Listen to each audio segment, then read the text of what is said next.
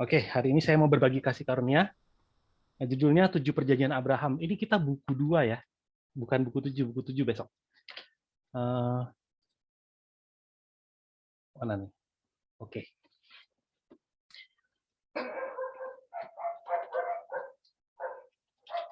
Titus 2 ayat 11 isinya, karena kasih karunia Allah yang menyelamatkan semua manusia sudah nyata, Ia mendidik kita supaya kita meninggalkan kefasikan dan keinginan-keinginan duniawi, dan supaya kita hidup bijaksana, adil, dan beribadah di dalam dunia sekarang ini. Nah, ini isi Titus ya. Kitab Titus menyatakan bahwa manusia bisa diselamatkan itu adalah kasih karunia dari Allah. Allah mendidik kita, yaitu manusia berdosa, supaya meninggalkan sesuatu yang lama, yaitu keinginan-keinginan duniawi, kefasikan, dan mendidik kita menuju sesuatu yang baru, yang lebih baik. Kapan itu? Nah, proses Allah mendidik ini kapan? Kalau di Titus dicatat dunia sekarang ini. Tapi dunia sekarang ini bukan hanya menunjuk zaman di mana Titus tulis kitab ini. Bukan. Kalau kita lihat Adam ya, Allah sendiri mendidik Adam. Dan meskipun Adam jatuh di luar Taman Eden, Adam tetap mewariskan iman kepada keturunan-keturunannya. Ada yang bisa terima iman itu, tapi lebih banyak yang nggak bisa terima. Akhirnya apa? Akhirnya dosa itu semakin memuncak. Nah, di tengah dosa dan kejahatan, Nuh mendapat kasih karunia di mata Tuhan. Dicatat di Kejadian 6 ayat 8 kan, tetapi Nuh mendapat kasih karunia di mata Tuhan. Satu kalimat ini adalah rangkuman dari ratusan tahun kehidupan Nuh yang dipadatkan. Banyak peristiwa. Sebenarnya kasih karunia Allah itu tidak pernah berhenti dicurahkan. Bukan artinya dari Adam cuma Nuh doang yang dapat kasih karunia. Sebenarnya kasih karunia Allah itu tidak pernah berhenti dicurahkan. Sejak zaman Adam terus sampai ke zaman Nuh itu terus-menerus dicurahkan, tidak pernah berhenti. Tapi Nuh mendapat kasih karunia itu. Tepatnya hanya Nuh yang mendapatkannya. Kenapa? Kenapa hanya Nuh yang mendapatkannya? Simpelnya karena yang lain menolak. Yang lain itu menolak kasih karunia itu. Mereka menolak untuk dididik, menolak untuk meninggalkan kefasikan, menolak untuk meninggalkan keinginan-keinginan duniawi, dan bahkan menolak untuk dibawa kepada kehidupan yang bijaksana, adil, dan beribadah. Akhirnya di zaman itu, manusia-manusia yang menolak kasih karunia Allah akhirnya menerima penghakiman. Nah, setelah air bah, keturunan-keturunan Nuh kembali membangun kebudayaan yang salah. Mereka melupakan perjanjian dengan Allah, dan bahkan mereka hendak membangun sebuah menara yang sampai ke langit. Karena mereka nggak percaya kepada perjanjian yang Allah. Mereka nggak mau bergantung kepada Allah.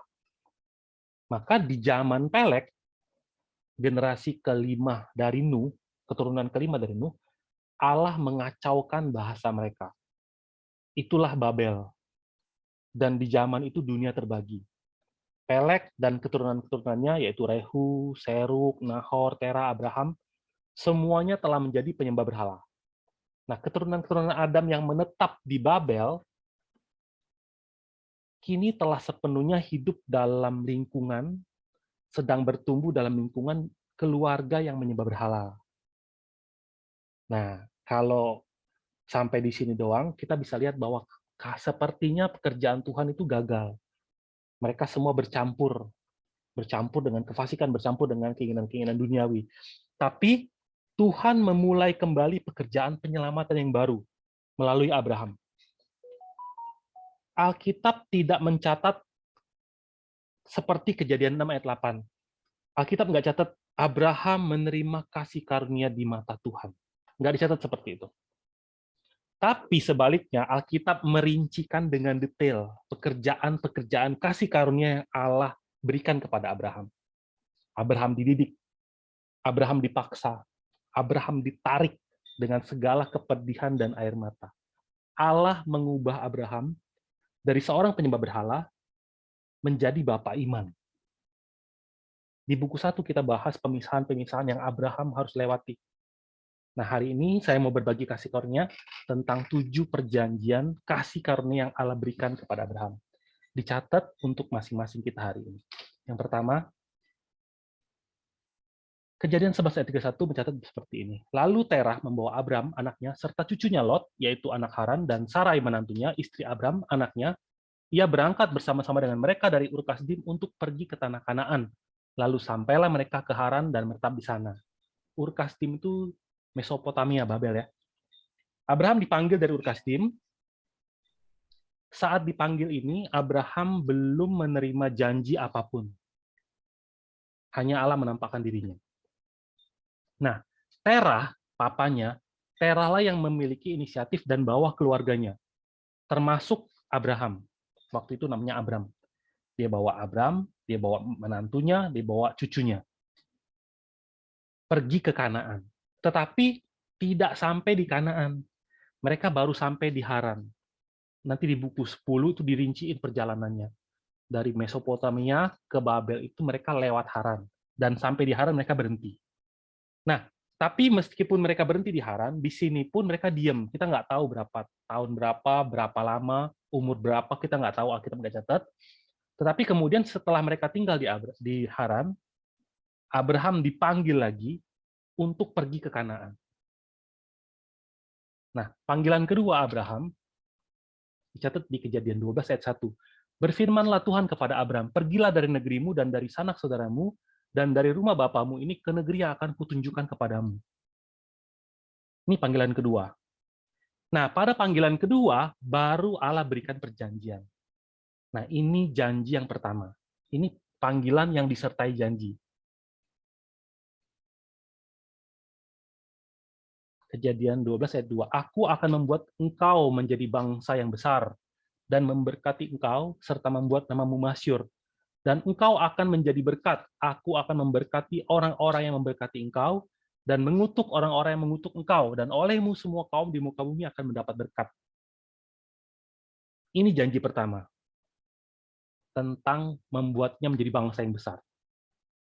Ini, kalau mau bikin dia jadi bangsa yang besar, kan berarti harus ada keturunan, kan? Nah, ini perjanjian yang pertama. Kapan perjanjian yang pertama diberikan? Kita bisa lihat, kalau kita lihat ayat selanjutnya. Kita lihat ya. Ayat 4. Lalu pergilah Abram seperti yang difirmankan Tuhan kepadanya, dan Lot pun ikut bersama-sama dengan dia. Abram berumur 75 tahun ketika ia berangkat dari Haran. 75 tahun. Tahun-tahunnya sementara terima dulu, teman-teman fokus di umurnya aja ya. Jadi kisah hidupnya selama 75 tahun ini bisa dirangkumkan seperti ini. Dia dipanggil dari Babel untuk pergi ke Kanaan. Mampir di Haran, tapi kemudian dipanggil lagi untuk pergi ke Kanaan. Itu umur 75. Janji pertama itu diberikan waktu umur Abraham itu 75 tahun. Nah, isi janji itu sendiri masih samar-samar. Disuruh pergi, tapi juga nggak tahu di mana, yang mana tanahnya masih belum jelas. Tapi tujuan Tuhan tuh sudah dikasih tahu duluan, yaitu memberkati semua kaum di muka bumi, tanpa terkecuali. Jadi ini bukan membuat Abraham menjadi sesuatu yang eksklusif atau spesial, tapi di kemudian hari bangsa Israel merasa dirinya tuh spesial. Mereka menganggap kaum mereka tuh spesial. Akhirnya salah mengerti. Bahkan hari ini pun umat Kristen itu bisa salah mengerti. Bisa terjebak dalam pikiran spesial seperti ini. Nah, tanpa mengerti hati Allah, yaitu seluruh kaum, Tuhan hendak memberikan berkat kepada seluruh muka bumi, dan Abraham itu adalah alatnya, maka kita bisa mengerti bahwa, oh, Tuhan itu sedang mengerjakan pekerjaan besar. Pekerjaan besar yang bukan selesai setahun, 2 tahun. Ini pekerjaan besar yang melewati berbagai zaman. Maka kita pun yang percaya kepada Kristus hari ini, yang menjadi keturunan Abraham, harus paham pekerjaan Allah ini. Bahkan bukan hanya paham, mau ikut ambil bagian dalam pekerjaan Allah ini. Nah, lewat pemanggilan ini dan janji pertama ini menyimbolkan bahwa kita itu sama seperti Abraham harus meninggalkan Babel, meninggalkan dunia berhala. Meninggalkan dunia berhala. Berhala itu kan bukan hanya patung ya. Kalau kita baca di Kolose 3 ayat 5, karena itu matikanlah dalam dirimu segala sesuatu yang duniawi.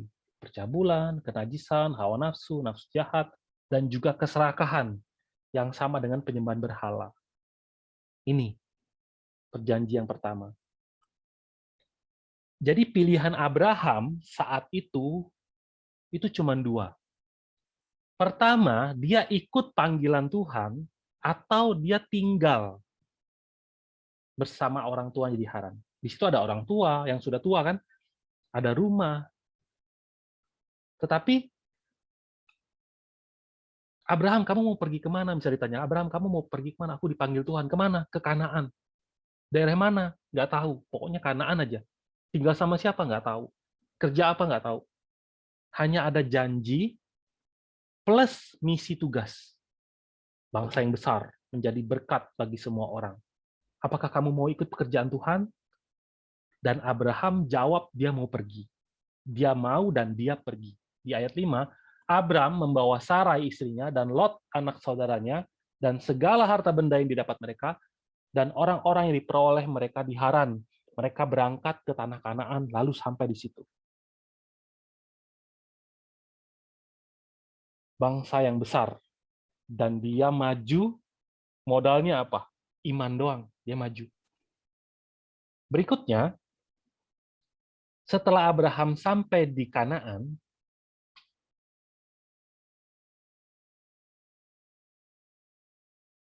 belum ada firman apapun. Jadi Abraham sudah sampai di Kanaan, tapi kemudian nggak ada firman apapun. Ini tempat tujuannya mana? Masih jauh apa enggak? Kok nggak sampai-sampai? Nggak ada kabar apapun. Kemudian setelah dia jalan dan sampai ke suatu tempat yang namanya Sikem, dicatat di Kejadian 12 ayat 6, Abraham berjalan melalui negeri itu sampai ke suatu tempat dekat Sikem, yakni pohon terbantin di More. Waktu itu, orang Kanaan diam di negeri itu. Ketika itu Tuhan menampakkan diri kepada Abraham dan berfirman, Aku akan memberikan negeri ini kepada keturunanmu. Maka didirikannya di situ mesbah bagi Tuhan yang telah menampakkan diri kepadanya. Kalau kita lihat lokasi Sikem ya, Sikem itu tuh ada di tengah Kanaan. Nggak di tengah-tengah banget, tapi ada di tengah Kanaan. Jadi sebenarnya sudah beberapa saat Abraham sudah masuk ke tanah janji. Sudah beberapa saat sebelumnya udah nyampe. Tapi baru di Kanaan Tuhan menampakkan diri. Kenapa? Karena Tuhan mau menyatakan sesuatu yang spesial tentang Sikem. Allah pengen Abraham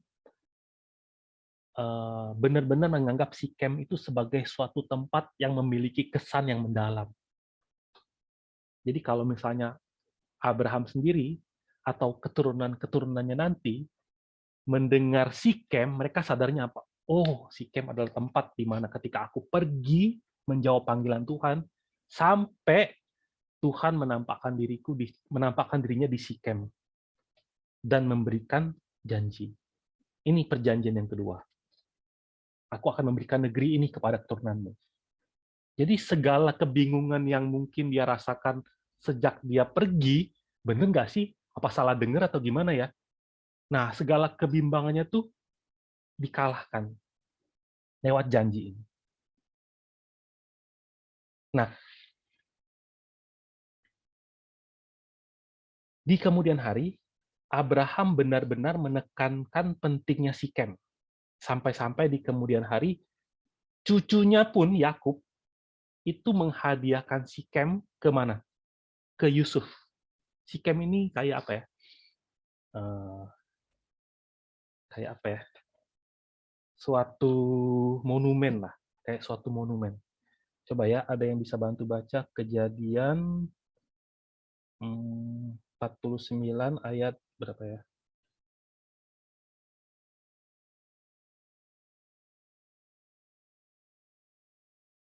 Kejadian Sorry, bentar. Kejadian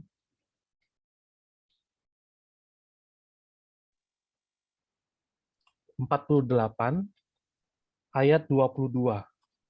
Ada yang bisa bantu baca?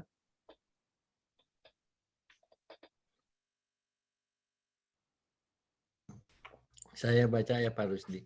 Iya. Kejadian 48 ayat 22. Ya, 22 ya Pak Rusdi. Ya, 22. Dan sekarang aku memberikan kepadamu sebagai kelebihanmu daripada saudara-saudaramu, suatu punggung gunung yang kurebut dengan pedang dan panahku dari tangan orang Amori. Nah,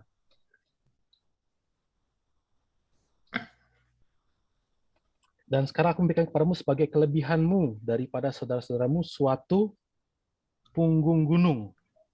Itu kalau lihat bahasa aslinya Sikem. Aku memberikan sebagai kelebihanmu itu Sikem. Sikem ini sesuatu yang benar-benar spesial sampai Sikem itu dikasih ke Yusuf oleh Yakub. Sikem sendiri arti pertamanya tuh bahu.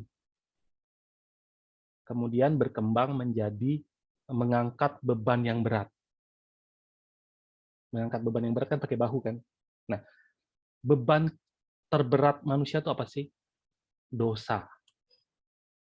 Makanya mengangkat beban berat, mengangkat dosa, itu nunjukin siapa? Nunjukin Yesus. Yesus yang memikul dosa kita. Secara luar, Yesus itu memikul salib, kalau baca di Matius 11. Ya, Matius 11 ayat 28. Marilah kepadaku semua yang letih, lesu, dan berbeban berat. Aku akan memberi kelegaan kepadamu. Yesus bilang, marilah, aku akan memberikan kelegaan. Aku yang akan pikul, kata Yesus. Dan Yesus pikul salib di bahunya, sambil dia jalan di Golgota. Terus menuju Golgota. Nah, arti kedua Sikem itu adalah bangun pagi-pagi. Ini artinya unik sekali ya. Yang pertama, memikul beban yang berat, bahu. Kedua, bangun pagi-pagi. Ini pun gambaran Yesus. Siapa yang mengikut beban berat dan bangun pagi-pagi? Yesus. Di pagi-pagi sekali, setelah hari Sabat itu, Yesus bangkit. Itu dicatat di Matius 28. Bangun pagi-pagi. Contoh penggunaan kata bangun pagi-pagi ya. Kejadian 22 ayat 3. Boleh bantu baca lagi, Pak? Kejadian 22 ayat 3.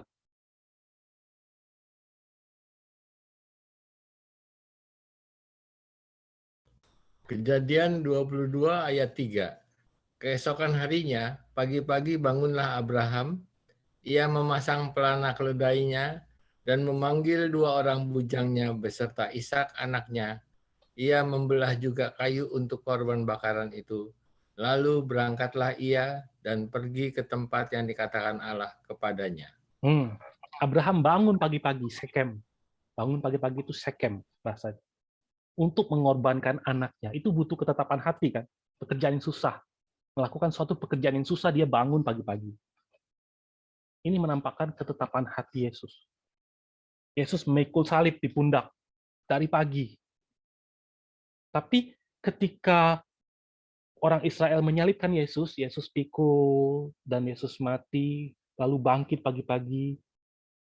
Apakah orang Israel sadar bahwa, oh, ini semua Sikem tuh ngomongin ini. Tapi nggak ngerti.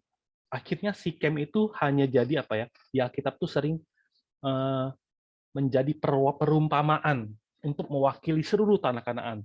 Contohnya, Mazmur 108 ayat 8.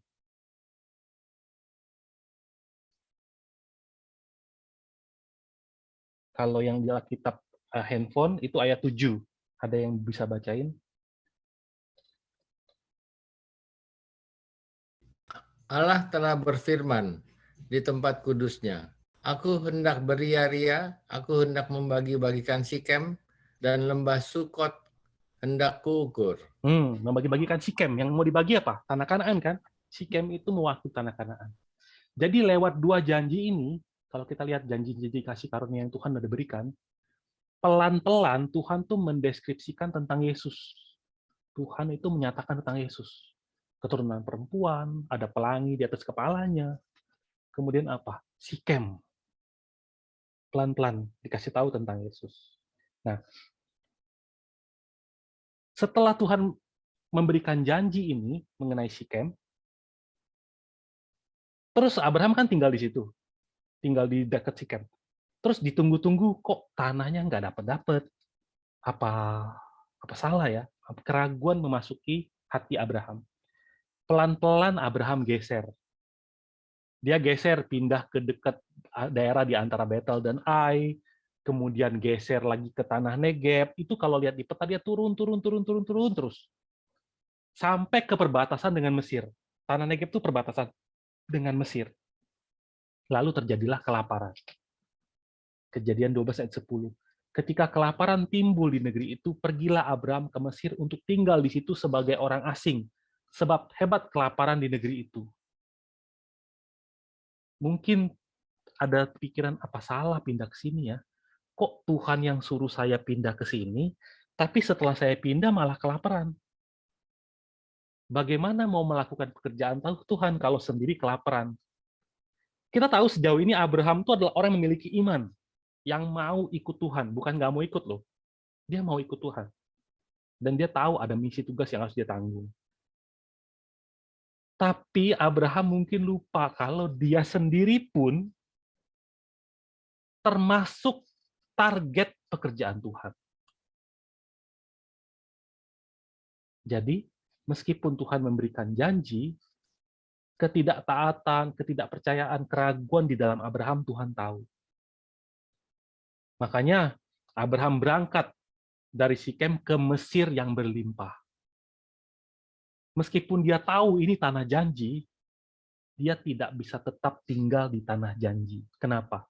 Lapar. Dia pergi ke Mesir mengikuti ketersediaan makanan. Iman akan janji Allah itu goyah. Akhirnya di Mesir yang terjadi apa? Abraham mengalami kesengsaraan yang sangat hebat. Dia saking takutnya sama orang Mesir, dia pakai Sarai pura-pura sebagai saudaranya. Dan malah kalau teman-teman baca, akhirnya dia mendapat krisis yang sangat besar, yang sangat hebat. Firaun mau ambil istrinya. Firaun loh, mau ambil istrinya. Padahal istrinya tuh apa? Dari istrinya tuh kan harus lahir keturunan-keturunan Allah kan, keturunan Saleh. Harusnya dia melindungi dengan mutlak. Kalau baca di Kejadian 13, akhirnya apa? Tuhan campur tangan. Lewat campur tangan Tuhan, malah petaka ini gagal terjadi, malah Abraham keluar sambil membawa harta benda yang sangat banyak. Diduga Hagar itu dapat dari sini, perempuan Mesir. Nah, lewat peristiwa ini, Abraham akhirnya, lewat campur tangan Tuhan, Abraham akhirnya bisa pindah lagi ke tanah janji. Masuk lagi ke tanah janji. Itu baru 2 perjanjian. Nah, ketika dia balik ke Kanaan,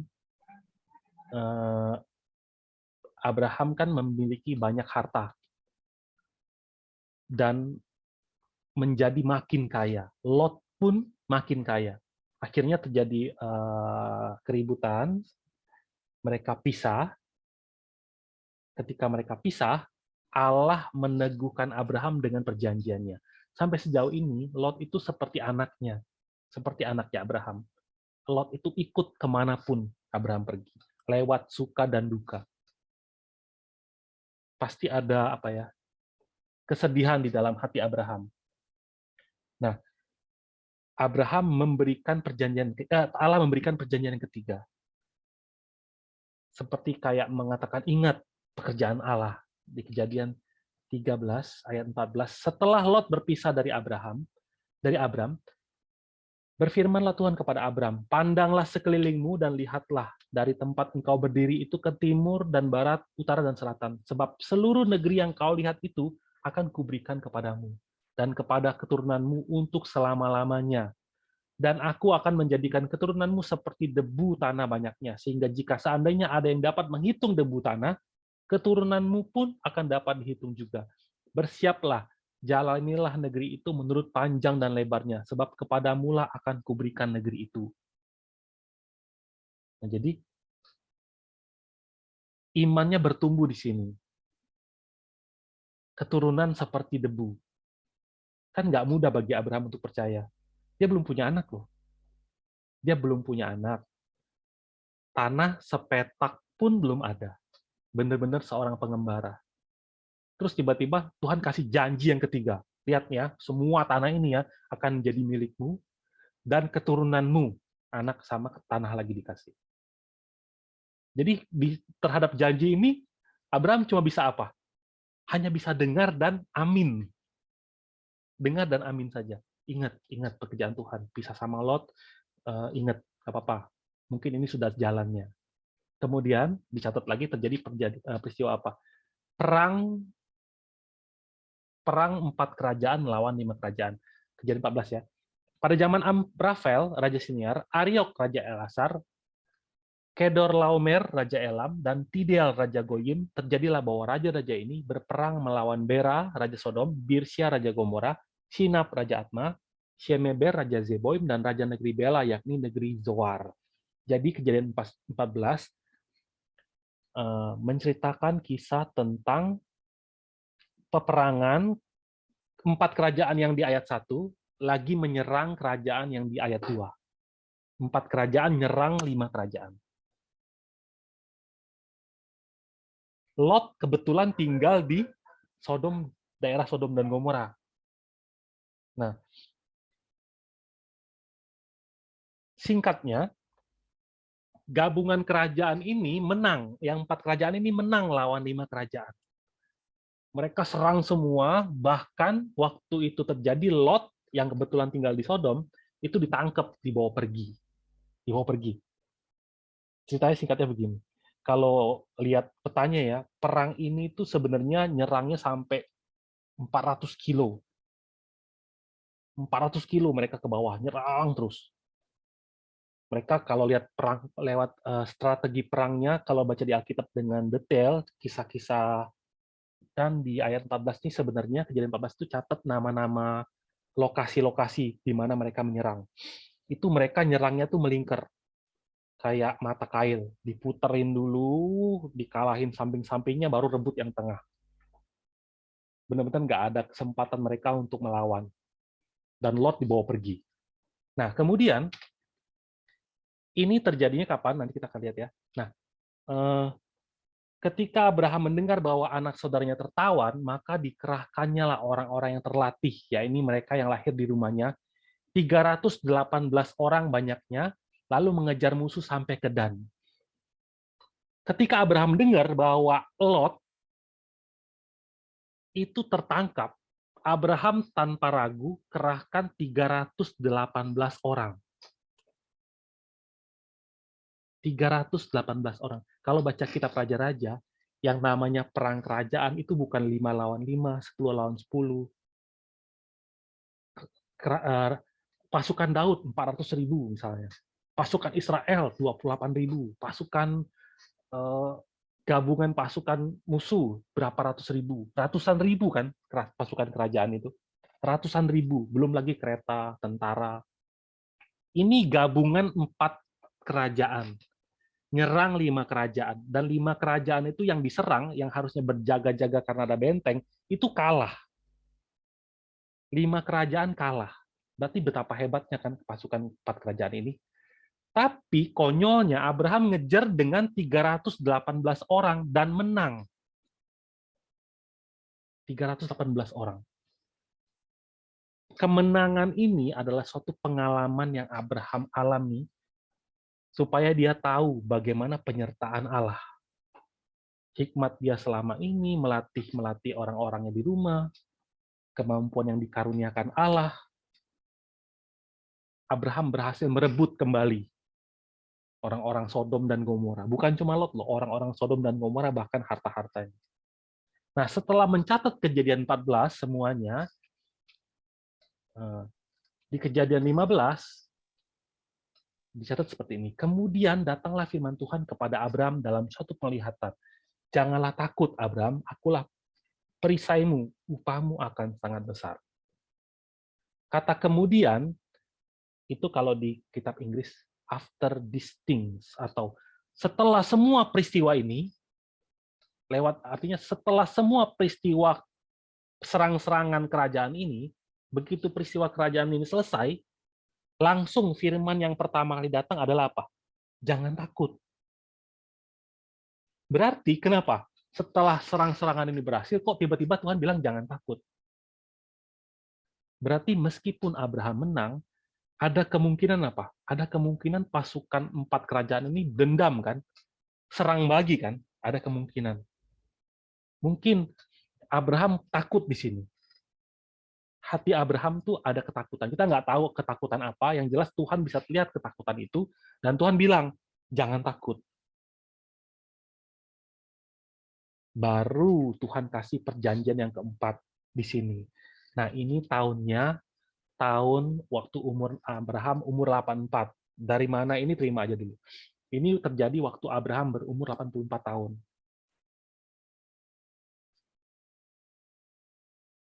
Isi perjanjian sulu tuh ini. Di seluruh Kejadian 15, Tuhan merincikan perjanjian-perjanjiannya. Nanti teman-teman bisa baca. Yang pertama tentang keturunannya, tentang tanah Kanaan, bahkan batas-batas tanah Kanaannya apa. Ini nggak urutan ya. Kemudian Abraham akan mati dengan putih rambutnya, keturunan Abraham akan diperbudak selama 400 tahun, tapi kemudian bangsa yang memperbudak mereka akan Tuhan hukum. Dan yang kelima, keturunan keempat akan kembali ke tanah janji. Ini isi perjanjian sulu. Ini tahun 84. Nah,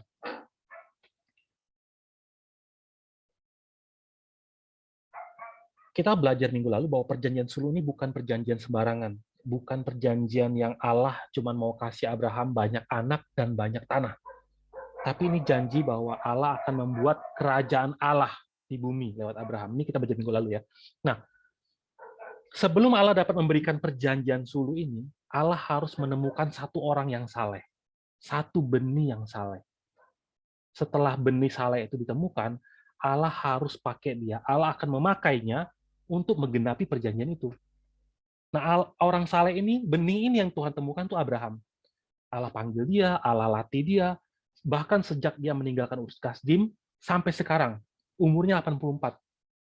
Berarti udah sekitar 9 tahunan. Semua hal dia alami. Kita ingat ya, semua yang kita bahas sejauh ini. Lolos dari sengsara di Mesir, sejak dia tinggalin papanya, lolos dari sengsara, kelaparan di Kanaan, pindah ke Mesir, lolos lagi dari masalah di Mesir, menang dengan 318 orang, dalam ketakutannya Allah berfirman lagi kepadanya, dan sampai sejauh ini Allah sudah 4 kali berjanji kepadanya. Jangan takut, kalau bahasa aslinya, aku adalah upahmu, akulah upahmu kalau bahasa aslinya. Nah, jadi ketika kita baca isi-isi perjanjian Tuhan, di perjanjian keempat ini perjanjian yang benar-benar spesial.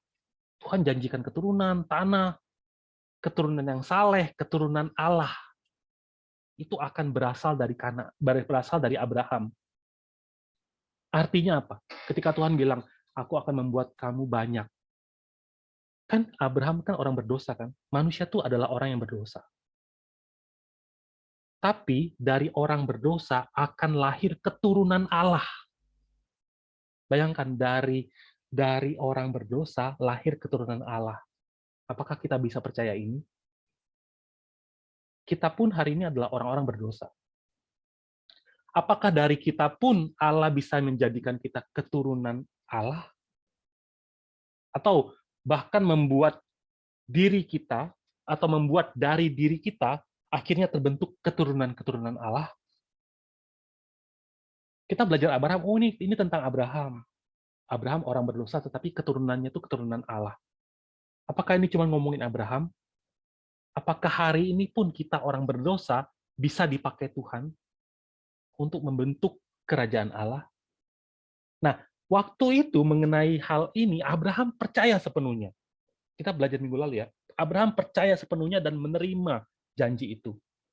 Kalau baca di Kejadian 15 ayat 6, maka percayalah Abraham dan Allah memperhitungkannya sebagai kebenaran. Ini penting sekali. Coba baca ya, Kejadian 15 ayat 6. Ada yang bisa bantu baca?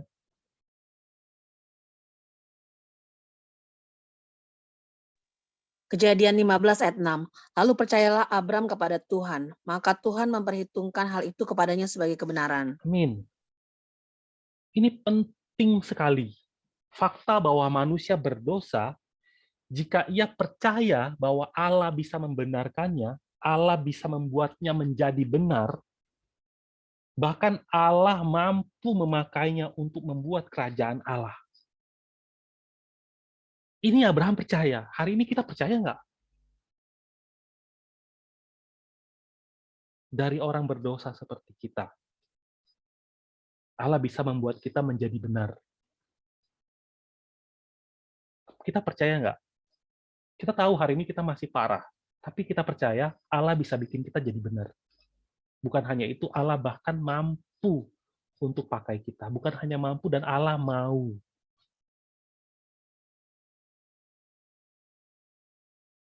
Nah, untuk menegaskan perjanjian ini, di Kejadian 15 ayat 17, coba baca.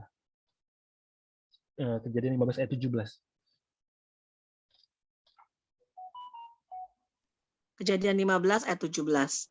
Ketika matahari telah terbenam dan hari menjadi gelap, maka kelihatanlah perapian yang berasap beserta sulu yang berapi lewat di antara potongan-potongan daging itu. Sulu yang lewat. Kemarin kita belajar apa?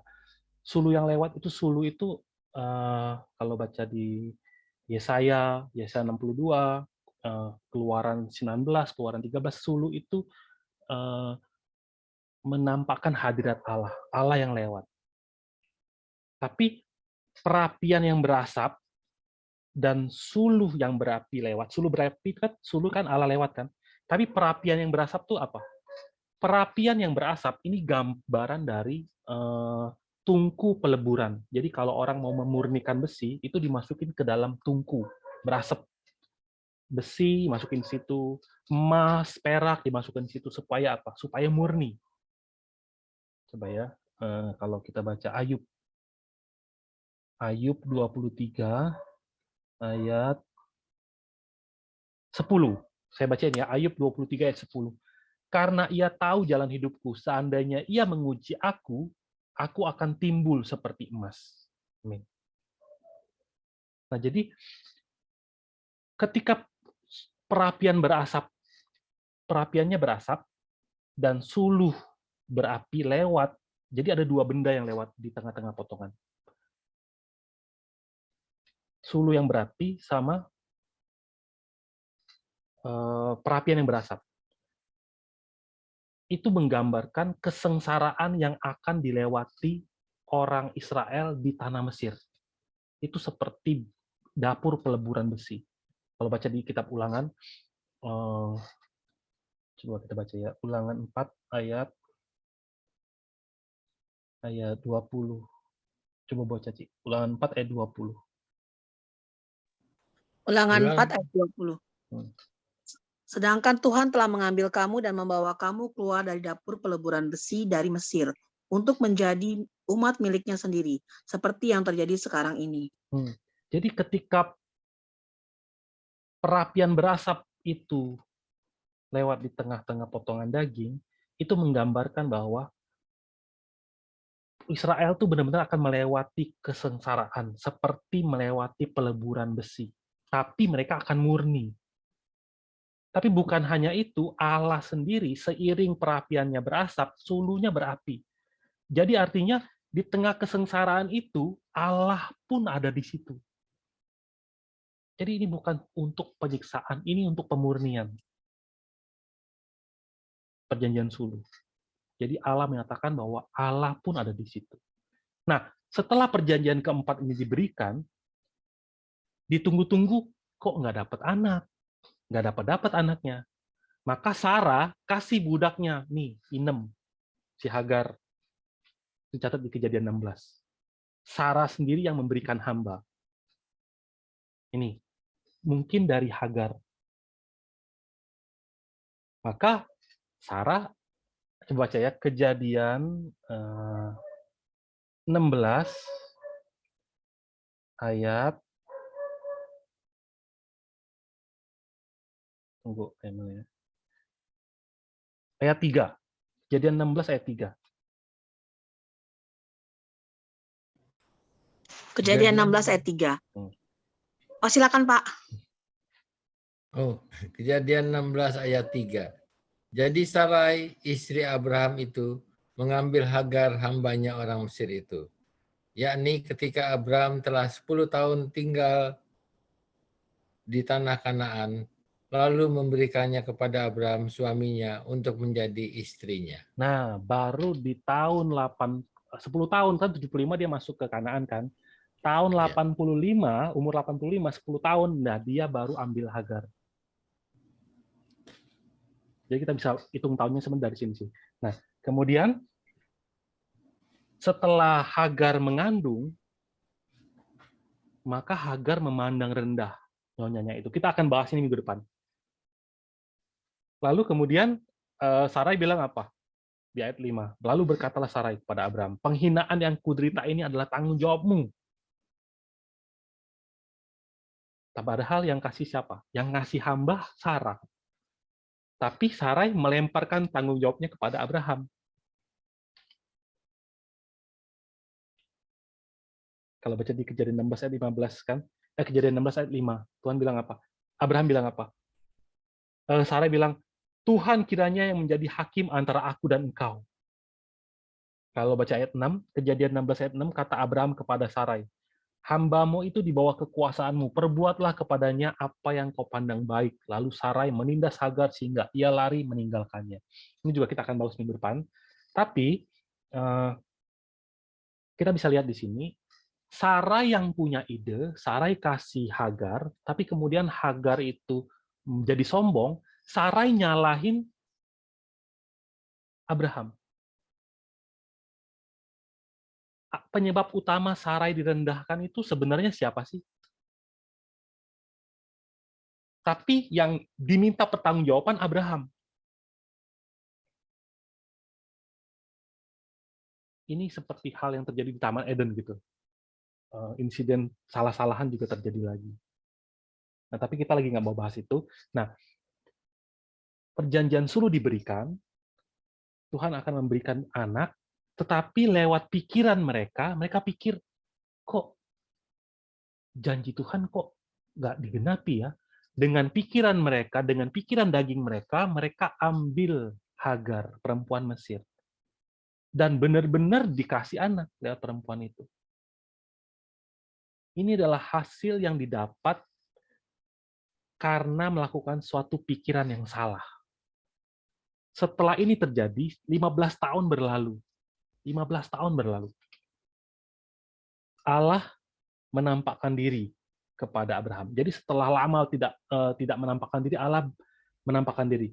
Di Kejadian 17 ayat 1, ketika Abraham berumur 99 tahun, maka Tuhan menampakkan diri kepada Abraham dan firman kepadanya, Akulah Allah yang Maha Kuasa, hiduplah di hadapanku dengan tidak bercela.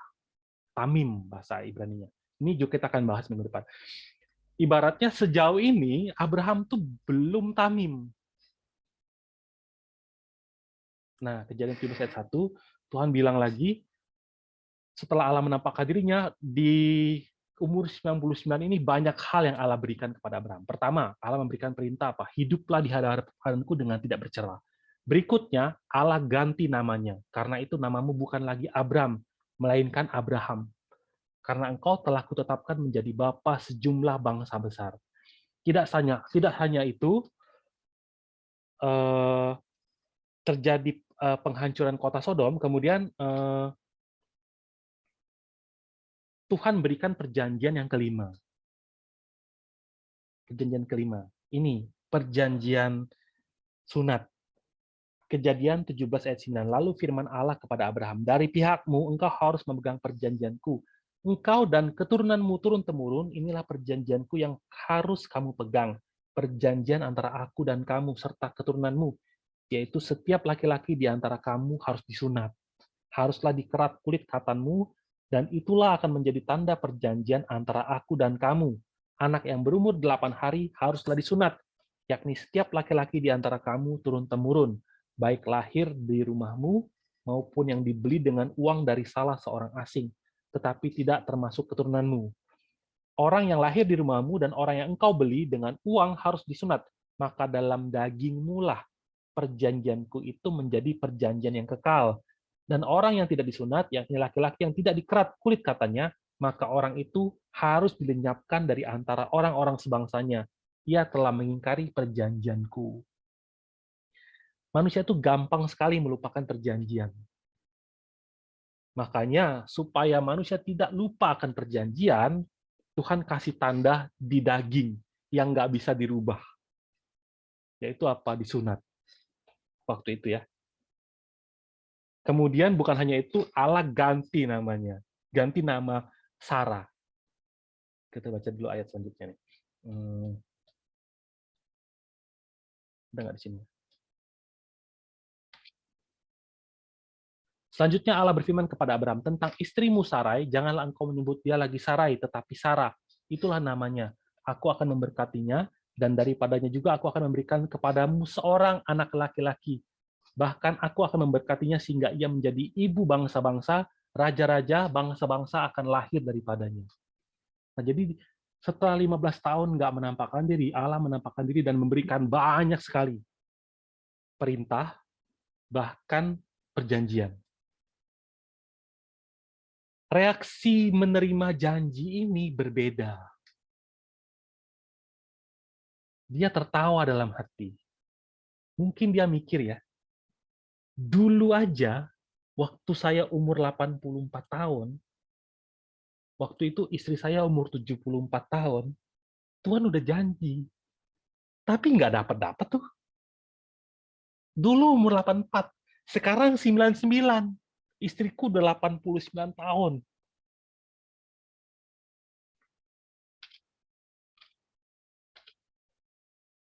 Lalu tertunduklah Abraham dan tertawa serta berkata dalam hatinya, mungkinkah bagi seorang yang berumur 100 tahun dilahirkan seorang anak? Dan mungkinkah Sarah yang telah berumur 90 tahun itu melahirkan seorang anak? Dan Abraham berkata kepada Allah, sekiranya Ismail diperkenankan hidup di hadapanmu. Jadi si Abraham mikir, kan sudah ada Ismail, udahlah Ismail aja. Tetapi Allah berfirman, tidak, melainkan istrimu Sarah yang akan melahirkan anak laki-laki bagimu. Dan engkau akan menamai dia Ishak. Dan aku akan mengadakan perjanjianku dengan dia menjadi perjanjian yang kekal untuk keturunannya. Ishak itu artinya tertawa. Untuk mengingatkan Abraham, aku tertawa di dalam hati.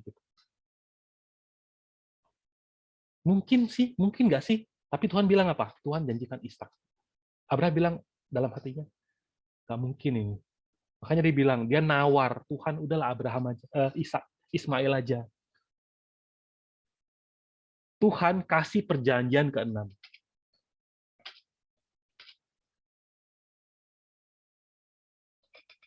Dan firman-Nya, sesungguhnya aku akan kembali tahun depan mendapatkan engkau. Dan pada waktu itulah Sarah, istrimu, akan mempunyai seorang anak laki-laki, dan Sarah mendengarkan pada pintu kemah yang di belakangnya. Adapun Abraham dan Sarah telah tua dan lanjut umurnya, dan Sarah telah mati haid. Mati haid itu artinya udah nggak ada sel telur, berarti udah nggak mungkin punya anak. Jadi tertawalah Sarah dalam hatinya, katanya, akan berahi ke aku setelah aku sudah layu. Sedangkan tuanku sudah tua, lalu berfirmanlah Tuhan kepada Abraham, mengapa Sarah tertawa dan berkata, sungguhkah aku akan melahirkan anak sedangkan aku telah tua? Mereka itu mengalami banyak sekali mukjizat dalam kehidupan perjalanan mereka ikut Tuhan. Banyak sekali. Meskipun mereka berkali-kali memiliki iman untuk percaya kepada Allah, percaya, amin, amin, amin.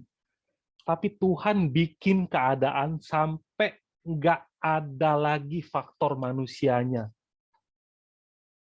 Bisa saja dia hamil, tapi bisa saja dia pikir, ini kan usahaku. Memang umur segini masih bisa punya anak.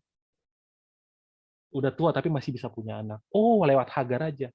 Meskipun banyak hal yang telah mereka lewati, campur tangan Tuhan mereka saksikan sendiri, Tuhan bikin benar-benar supaya nggak ada faktor manusia.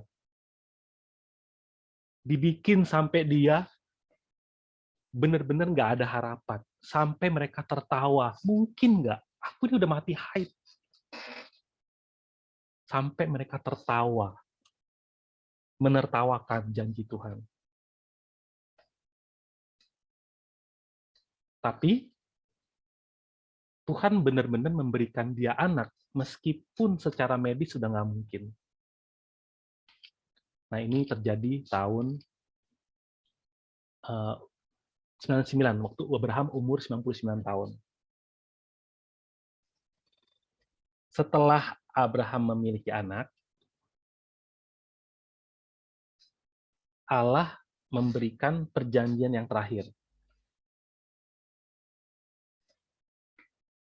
Di Kejadian 21, Ishak lahir.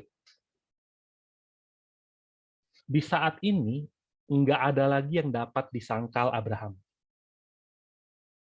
Anaknya benar-benar diberikan dari Sarah, anak perjanjian.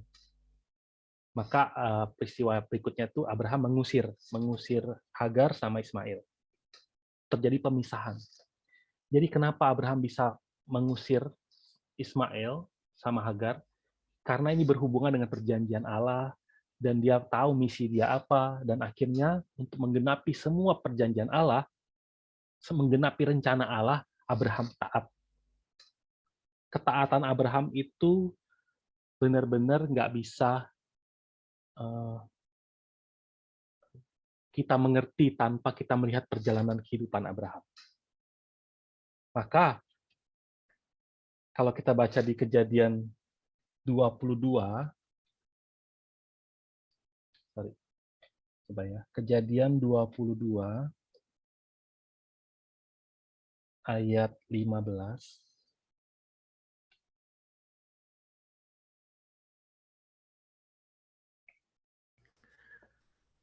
Coba ada yang bisa baca? 22 ayat 15. 15. Untuk kedua kalinya berserulah malaikat Tuhan dari langit kepada Abraham. Sampai 18. Oh, katanya, aku bersumpah demi diriku sendiri. Demikianlah firman Tuhan. Karena engkau telah berbuat demikian, dan engkau tidak segan-segan untuk menyerahkan anakmu yang tunggal kepadaku. 17, maka aku akan memberkati engkau berlimpah-limpah dan membuat keturunanmu sangat banyak seperti bintang di langit dan seperti pasir di tepi laut. Dan keturunanmu itu akan menduduki kota-kota musuhnya. 18, oleh keturunanmu lah semua bangsa di bumi akan mendapat berkat, karena engkau mendengarkan firman-Ku. Setelah Allah memerintahkan Abraham mengusir Hagar dan Ismail, dan menyatakan keturunanmu itu yang dari Ishak, sekarang Tuhan perintahkan Abraham untuk apa? Korbankan Ishak sebagai korban bakaran di atas Gunung Moria. Dan Abraham bangun pagi-pagi untuk melakukan itu. Kalau kita nggak ngerti seluruh perjalanan ini, kita bisa bilang Abraham gila. Atau Abraham, atau apa ya, ada pengajaran bilang apa? Itu Ishaknya idiot, katanya. Tapi ketika kita melihat seluruh perjalanan Abraham, Abraham bisa mendeskripsikan dengan detail bahwa tidak gampang untuk Allah meyakinkan aku, orang berdosa ini, bahwa Allah itu berkuasa. Nggak gampang. Walaupun di mulut aku percaya kepada Allah dan aku ikut Allah meninggalkan segala sesuatu, tidak gampang iman ada di dalam hatiku. Allah harus bekerja dengan sangat keras, memaksa, melatihku untuk melihat penyertaan Allah. Tidak gampang untuk Allah memberikan Ishak kepadaku. Dan setelah Allah berikan Ishak, dan setelah Allah menjanjikan semuanya, masakan Allah nggak bisa menepati? Maka ketika Allah memerintahkannya untuk mengorbankan Ishak, pagi-pagi dia bangun pergi, satu hati dengan Ishak, mereka mau melakukan upacara korban bakaran. Barulah janji ke-7, penegasan datang, yang tadi dibaca. Karena engkau telah berbuat demikian, engkau tidak segan-segan untuk menyerahkan anakmu yang tunggal kepadaku. Nggak gampang. Buku 1 kita belajar pemisahan. Tapi untuk Abraham bisa seperti ini, nanti kita akan bahas tentang tamim, tentang tak bercela, ketika kita mengulangi lagi peristiwa-peristiwa perjanjian yang Tuhan berikan kepada Abraham. Ishak dipersembahkan Abraham, dan akhirnya Allah menegaskan kembali perjanjian sulh. Tapi kalau tadinya Tuhan bilang, kalau kamu bisa hitung debu di tanah, sekarang Tuhan bilang apa? Bintang di langit. Keturunanmu tuh akan seperti bintang di langit dan seperti pasir di tepi laut. Kalau tadi cuma debu, sekarang seperti bintang dan seperti pasir di laut. Nah, pembahasan hari ini selesai sampai di sini. Ini adalah 7 perjanjian yang Tuhan berikan kepada Abraham, seorang manusia yang berdosa. Tuhan memberikan perjanjian, dan selanjutnya kita akan lihat bagaimana perjanjian-perjanjian ini diwariskan oleh Abraham kepada bapak-bapak leluhur. Baru kemudian kita lihat bagaimana Allah menggenapkannya. Nah, sampai di sini saya rangkumkan dulu ya. Abraham dipanggil dari Ur untuk pergi ke Kanaan, lalu sampai di Haran, Allah panggil lagi, tapi ketika panggil lagi untuk pergi ke Kanaan, Tuhan kasih perjanjian yang pertama. Kemudian ketika mereka sampai di Kanaan, tepatnya sampai di Sikem, Tuhan kasih lagi perjanjian yang kedua. Kemudian setelah diberikan perjanjian yang kedua, Abraham tinggalnya pindah ke Betel dan Ai, terjadi kelaparan besar, dia pindah ke Mesir, lalu balik terjadi peristiwa Allah campur tangan, dia balik lagi ke Betel dan Ai, terus berantem sama Lot, pisah, Tuhan kasih perjanjian yang ketiga. Dia pindah ke Hebron, lalu terjadi perang 4 lawan 5 kerajaan. Setelah itu, setelah dia pulang menyelamatkan Lot, Tuhan kasih perjanjian yang keempat, perjanjian suluh. Baru kemudian, setelah diberikan perjanjian suluh, Abraham bersama Sarah menggunakan pikiran manusianya dan mengambil Hagar. Dari sini lahirlah Ismail. Lalu Allah menampakkan diri setelah 15 tahun dan memberikan janji. Perjanjian kelima, perjanjian yang keenam, sunat, sama mengganti nama-nama mereka. Sama menjanjikan Ishak lahir tepat 1 tahun berikutnya. Kemudian terjadi peristiwa penghancuran Sodom, Abraham pindah ke Gerar, ini kita nggak bahas ya. Kemudian lahir Ishak, terjadi pemisahan dengan Ismail, peristiwa Abimelek saya nggak bahas, kemudian terjadi peristiwa pengorbanan Ishak, baru perjanjian ke-7. Nah, hari ini kita bahas semua ini. Semoga setelah kita bahas ini, kronologis kehidupan Abraham dan perjanjian-perjanjian yang diberikan kepada Abraham bisa kita mengerti, sehingga kita bisa memiliki gambaran mengenai bagaimana sih seseorang itu bisa dididik oleh Allah. Semoga kita pun dalam kehidupan kita bisa mulai merenung seluruh fase kehidupan kita. Apakah kita sedang mengalami banyak kesusahan sekarang, dan sepertinya pertolongan Tuhan kok nggak ada yang datang, atau mungkin Tuhan sedang melakukan pekerjaan besar, pekerjaan pemisahan, dan pekerjaan peneguhan iman. Semoga kita bisa bertahan ya. Mari kita berdoa dulu. Allah Bapa yang bertata di kerajaan surga, kami mengucap syukur Bapa atas kasih karunia-Mu, Engkau yang memberikan kasih karunia demi kasih karunia kepada setiap kami manusia-manusia yang berdosa, Engkau yang tetap sabar dan tetap meneruskan perjanjian-Mu. Bila Bapa kami yang membahas perjanjian-perjanjian yang Engkau berikan kepada Abraham, dapat mengerti antusias Allah yang memberikan perjanjian demi keselamatan kami. Biarlah kami mengerti bahwa Yesus Kristus datang dengan cara yang tidak gampang. Banyak sekali hambatan-hambatan dan banyak sekali manusia-manusia yang Tuhan butuhkan untuk melakukan pekerjaan Allah. Biarlah kami menjadi sadar dan hidup kami menjadi lebih diatur lagi Bapak, sehingga kami mengerti mana yang prioritas dan mana yang berikutnya. Biarlah kami mengatur kehidupan kami dan mengatur langkah kaki kami untuk mengerti kehendak yang tercantum di dalam kisah Abraham. biarlah menjadi suatu kisah yang dapat memberi penunjuk kepada kami untuk hidup di akhir zaman ini. Dengan meninggikan nama Yesus Kristus yang hidup, kami berdoa dan mengucap syukur. Amin. Beri kemuliaan kepada Tuhan. Terima kasih Pak Rusdi. Ya, kita tutup. Terima kasih, Ko Rusdi. Kita tutup dengan doa Terima Bapa kasih, kami. Rus. Bapa kami iya. di surga, dikuduskanlah namamu, datanglah kerajaanmu, jadilah kehendak-mu di bumi seperti di surga. Bila kami pada hari ini kita secukupnya, dan ampunilah dosa kami seperti kami pun mengampuni orang yang bersalah kepada kami. Dan masukkan kami dalam cobaan, tetapi lepaskanlah kami dari yang jahat. Karena Engkau yang penuh kerajaan kuasa dan sampai sekarang. Amin. Thank you.